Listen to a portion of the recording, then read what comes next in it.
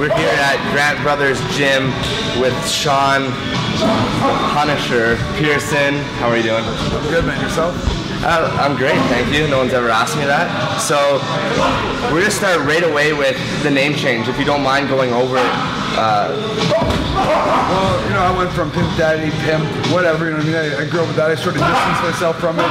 I thought it was a great nickname. It was all in good fun. I grew up a little bit, you know, got myself married. I got myself in trouble with the old nickname. I'm a comic book geek. I love comics. I love Marvel, DC. And RG right here, my coach already called me the Punisher anyways because he thinks I fight like Paul Williams sometimes when I box. So the Punisher fit well. I liked it. We put it out on Twitter. Everybody liked it. I loved it.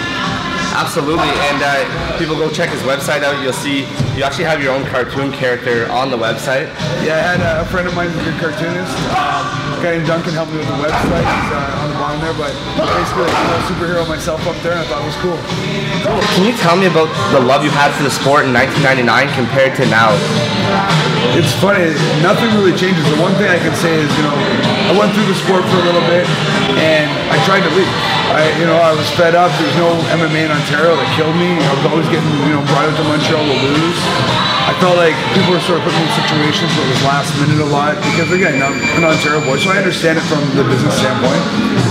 So I tried to step out of the sport for a while, and then what happened is, my passion came back. It's, I was thinking I was up for 4 years almost. But guys were asking me to come in and help them train. I'd go in there, I'd start, messing around with everybody, start training, and all of a sudden I'm like, I need to be back in the octagon. Let's do this again.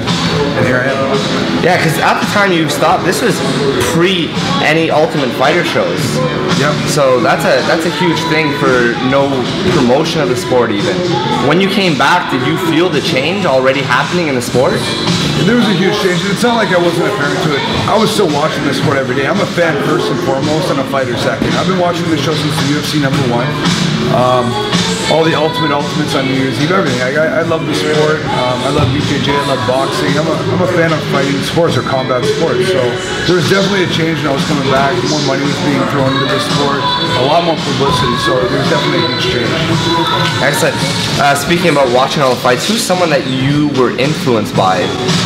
I was influenced by a lot of people, but just thinking off the top of my head, Genki Sudo is one guy who I really love watching fight.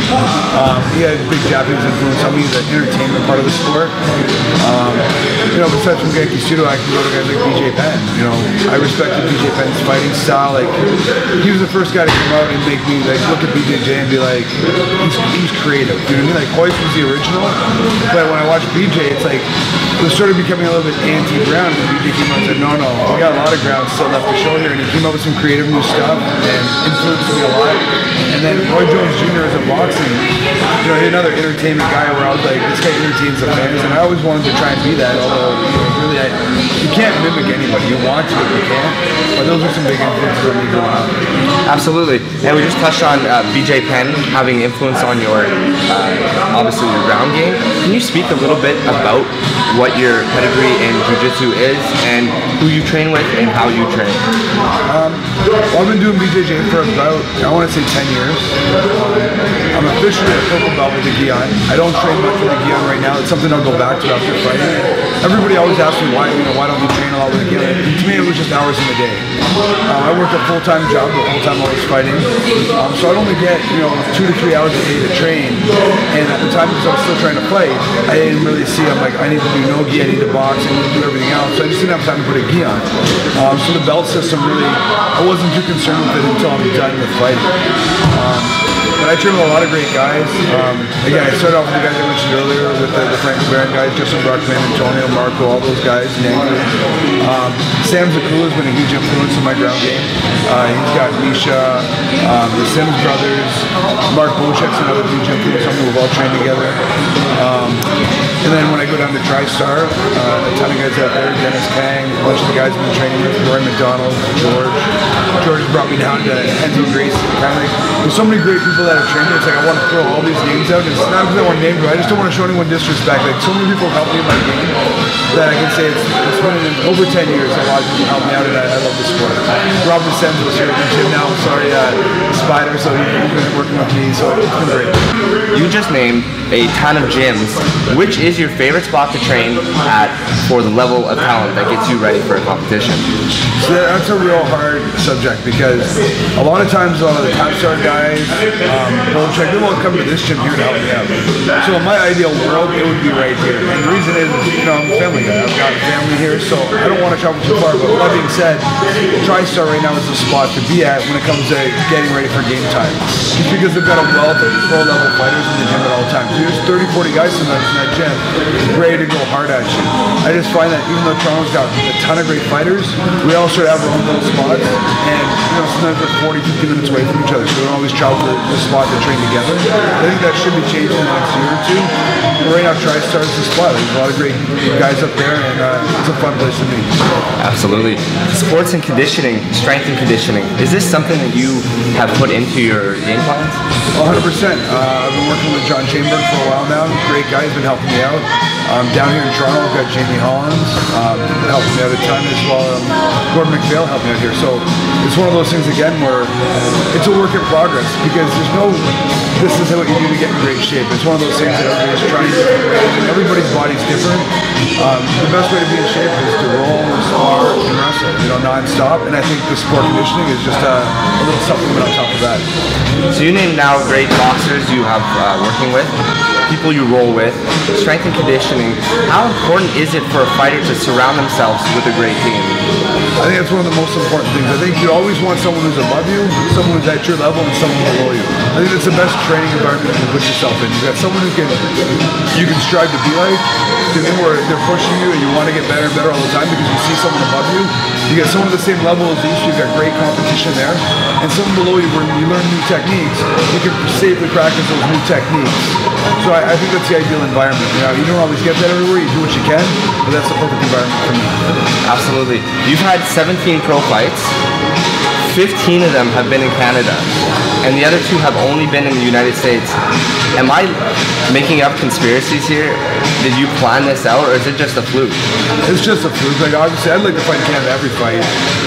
Reason being is that people here are great to me. Fans have been great to me. Montreal and Toronto. I just went out to Edmonton for my buddy's fight. Like, people here are great. In the U.S., I'm sure it's the same way, but I haven't grown a big fan base in the U.S. obviously yet. And by all means, I'd love to fight in Japan, the Philippines, go to Brazil. Those places are great, but it's also tougher to fight there, right? Because you go in there on a week's notice, the time changes, the travel. Life's not as easy as everybody thinks when you go to those places to fight. So I respect a lot of those guys who travel across the world to fight, especially on like 4 days. They land in Japan and fight 4 days later. That's a tough job. Fighting in Toronto, I can sleep at home, I go to the fights, it's easy for me. If I forgot my jaw, it's half an hour away. You go to the place and you forget your mouth guard or something, it's a bit better. Getting the call from the UFC, is this something that you expected to happen when you started making a comeback to MMA, or was this a shock to you? It was quite a shock. Really what happened is, early in my career, I didn't take this seriously. I fought for fun. To me, it was just a good time. It was like going to play men's league hockey. I like being on TV. I love to fight. So it was more about me getting all my boys, going down to a city in Montreal or whatever, and going for a party after my fight, having a good time. So I thought I had screwed up my record because I had taken fights on last minute notice. So my record, I don't have a great record. My record's not one of those 21-2. So I thought that might hamper me a bit. So when I came back, I'm like, let's just give it a shot. You know what I mean? Really, when we got pregnant with my son, me and the wife had to sit down and we said, okay, well, if I'm going to do this, I got to do it seriously because, I'm taking time away from my family when I go train. So we said, okay, here's our goal. It's 5-6 fights. Let's see if we can put ourselves in position to get into any of the major organizations. And first Bellator came calling, great opportunity. I got injured for it, so I had to back out. And Bellator granted me a release. I had one more fight with Ricky Goodall, and next thing you know, the UFC called me the next day, and I was ecstatic. It was an opportunity of a lifetime to will you fight? And I was like, no doubt in my mind, I'm going to fight. That's amazing. Now, let's say a couple more fights, the UFC didn't knock. Were you ready just to hang it up? No. I want to say, I've thought about retirement a ton of times in the past, but what it comes down to is, I didn't want to quit. you don't retire from the sport unless you accomplish your goal. That's what to me retirement is. My goal is to get to the UFC.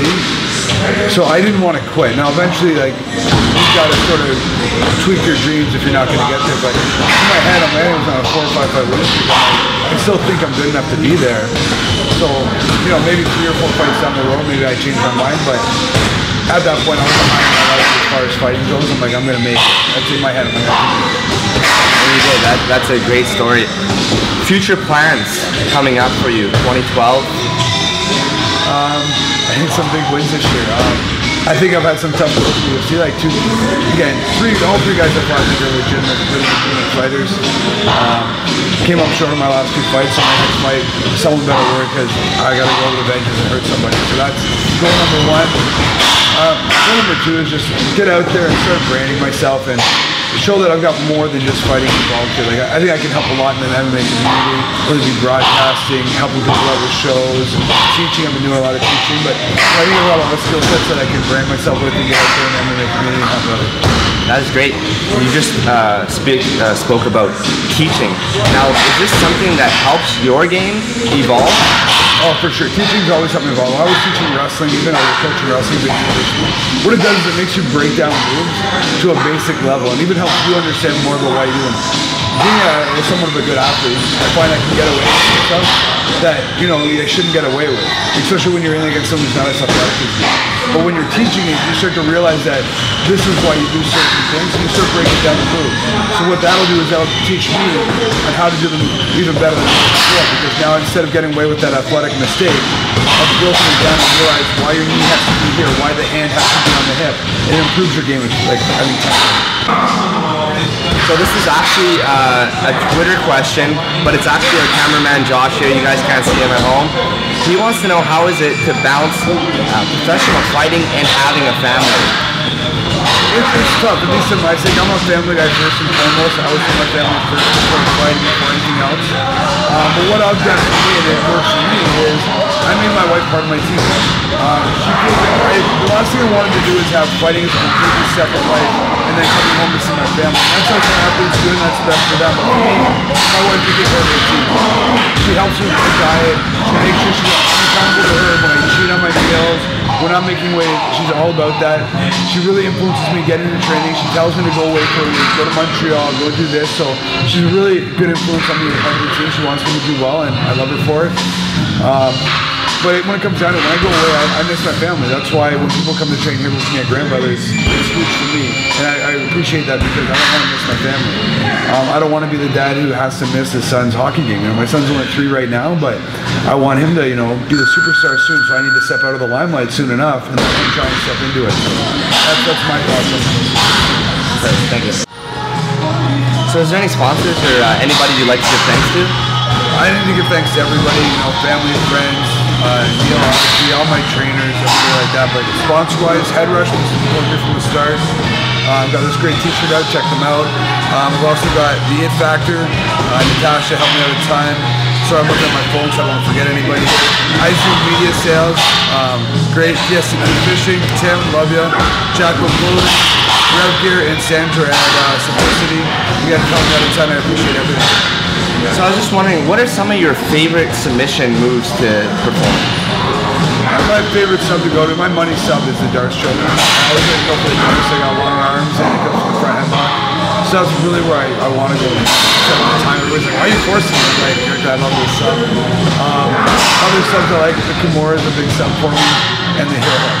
As much as I know BJJ is sort of that, back in the day it was like, no leg locks, no heel, but I love the heel hook. I'm like, when I was watching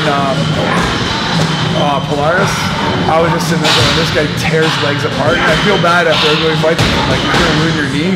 But he's just so deadly of a move. I watched that and I'm like, I want a heel hook like that guy. It's crazy. His name actually popped up every time we've done an interview. Would you like to challenge him to perhaps a leg lock battle? No chance in hell. That guy's a killer. That guy rips legs apart. He takes them home with him. I don't want anywhere near that guy. Thank you. Thank you.